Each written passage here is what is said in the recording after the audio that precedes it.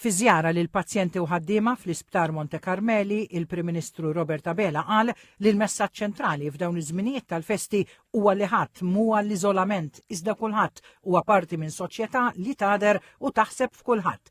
Flimkien mal-Ministru għas-Saħħa u l-Anzjanità Attiva ġew Etienne Abela, il-Prim Ministru tkellem mal-ħaddiema u ringrazzjahom ta' xogħolhom li wettquh b'dedikazzjoni kbira u servizz lejn il-pazjenti li ħaqhom l-aqwa kura b'dinjità. Innota x-xogħol tar-rinnovar li sar f'taqsimiet tal-isptar qal li jilin minn hekk il-kura s-saħħa mentali trid tkun aktar fil-komunità b'servizzi offruti f'ambjent li jiġbaħ aktar lid-dar mill-isptar. Ir-rimarka li bit-tisħiħ tal-kura f'ambjent isbaħ, il-pazjenti jistgħu iħarsu lejn iż-żmien li jgħixu ħajja aktar indipendenti b'appoġġ mill-professjonisti.